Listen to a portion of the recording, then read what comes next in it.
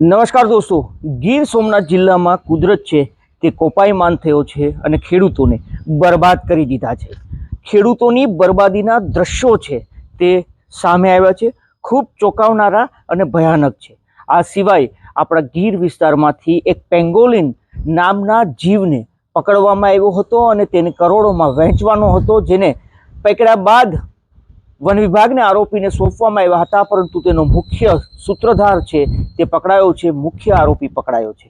એને આજે કોર્ટમાં હાજર કર્યા હતા. તેના વિશે વાત કરીશું. સાથે સાથે આપણા દેશના પાકિસ્તાનની અંદર આપણા ગીર સોમનાથ જિલ્લાના માછીમારની સ્થિતિનો વિડીયો છે તે સામે આવ્યો છે. એ માછીમારને સાંકળોથી બાંધી રાખવામાં આવ્યો છે. શું કારણે બાંધી રાખવામાં આવ્યો છે તે પણ મોટો સવાલ છે.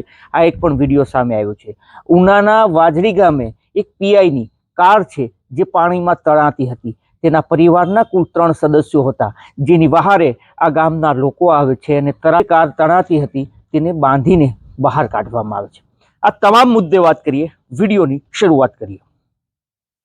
નમસ્કાર દોસ્તો, હું છું દિલીપ મોરી અને આપ જોઈ રહ્યા છો નમસ્તે ગીર. સૌપ્રથમ વાત કરી લઈએ વરસાદની. છેલ્લા 3 દિવસમાં ગીર સોમનાથ જિલ્લાના ખેડૂતો બરબાદ થઈ ચૂક્યા છે. 3 દિવસથી ગીર સોમનાથ જિલ્લાના અલગ અલગ વિસ્તારોમાં વરસાદ ખાબકી રહ્યો છે. ગઈકાલે સૂત્રાપાડાની અંદર ધોધમાર 4 ઇંચ વરસાદ પડ્યો હતો. તો કોડીનાર, વેરાવળ, તલાલા અને ઉનાની અંદર પણ ખૂબ વરસાદ પડ્યો છે. પરંતુ રાત્રિભર આ વરસાદ છે તે ના રોકાયો અને ફરી એક વખત આ ધોધમાર વરસાદની શરૂઆત થાય છે. આજે ગીર પંથકનું ઉના, ગીરગઢડા અને કોડીનારમાં મુશળધાર વરસાદ ખાબક્યો છે. ખેડૂતોની બરબાદીની તસવીરો છે તે સામે આવી છે. પહેલી તસવીર છે જે આપણા કોડીનાર તાલુકાના માલગામના ખેડૂતની છે.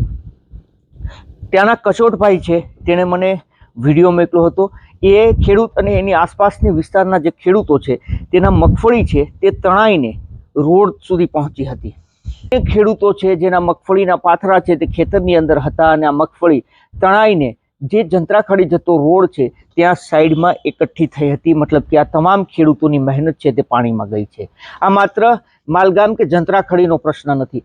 કરેણી ગામેથી પણ ખૂબ દુઃખદાર અને ભયાનક તસવીરો છે તે સામે આવી છે. ભયાનક વિડીયો સામે આવ્યા છે, જેમાં ખેડૂતો છે તે પોતાનો મગફળીનો પાક બચાવવા માટે જે શેઢો આવે છે ત્યાં આડા બોરી રાખતા હતા, જેથી કરીને મગફળી છે તે તણાઈને બહાર ન જાય. છતાંય આ ખેડૂતો આ મગફળીના પાકને બચાવી નથી શક્યા.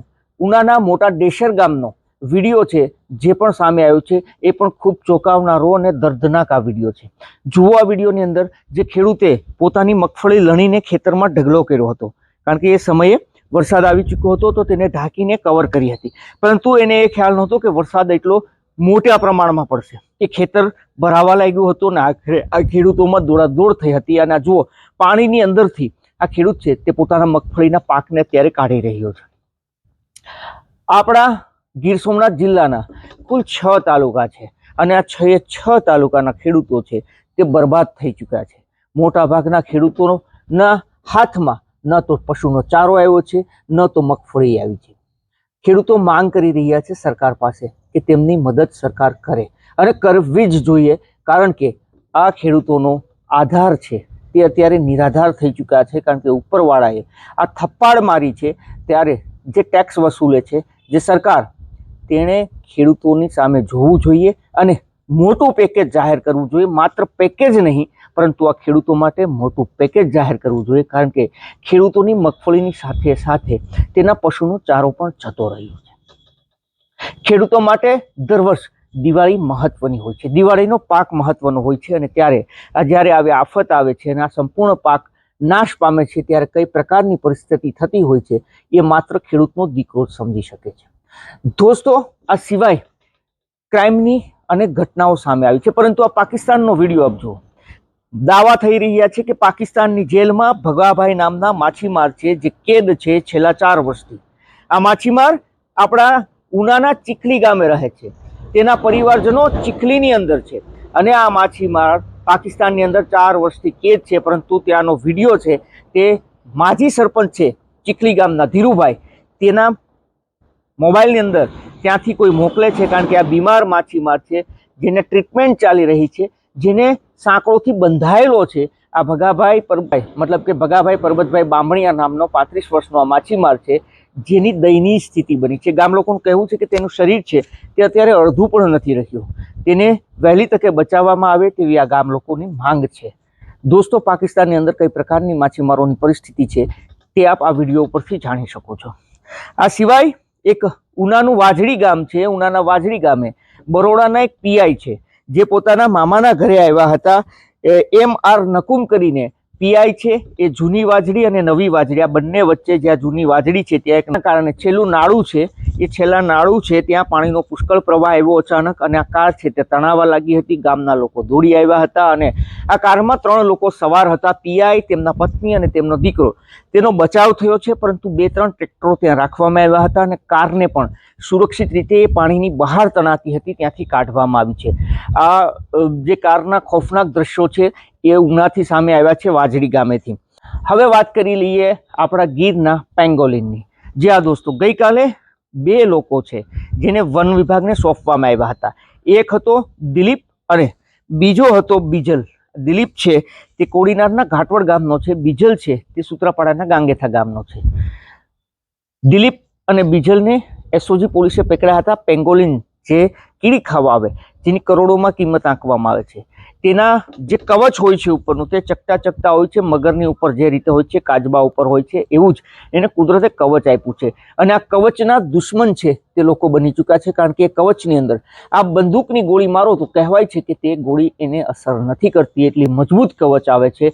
તેનો પાવડર બનાવવામાં આવે છે, તેનું માંસ ખાવામાં આવે છે. ચાઇનામાં તેની ખૂબ મોટી માંગ છે, જેના કારણે આ લોકો તેની તરફ સામે આવ્યું છે. આ પેંગોલિનને પકડવામાં આવ્યું હતું. તેને રાજકોટ વહેંચવાનું હતું, પરંતુ રાજકોટ પોલીસને જાણકારી મળે છે અને રાજકોટ પોલીસ આ લોકોને પકડી લે છે. સવાલ એ હતો કે વન વિભાગને સોંપવામાં આવે છે, જામવાડા વન વિભાગને આ બંને આરોપીઓને સોંપવામાં આવે છે, બીજલ અને દિલીપને. અને વન વિભાગ ત્યારબાદ પૂછપરછ શરૂ કરે છે.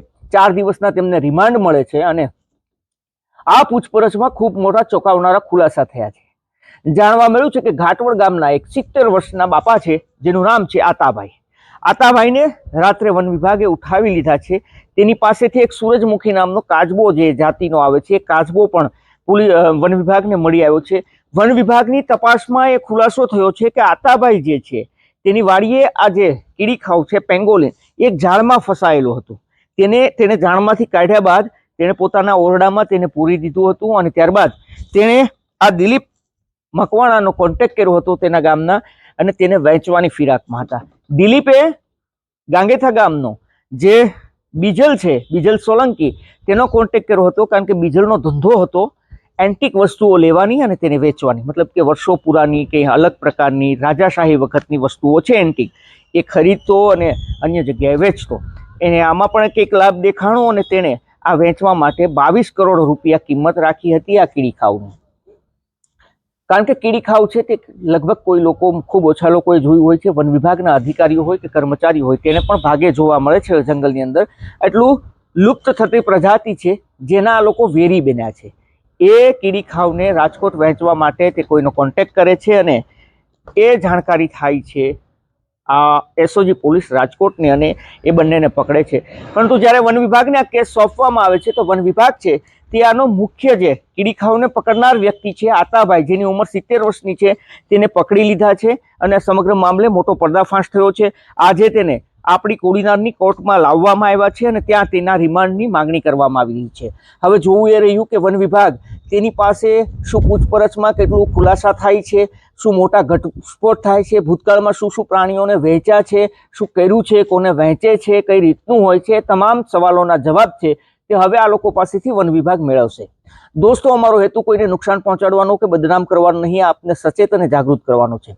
આપ પણ સુરક્ષિત રહો, સાવધાન રહો. ધન્યવાદ.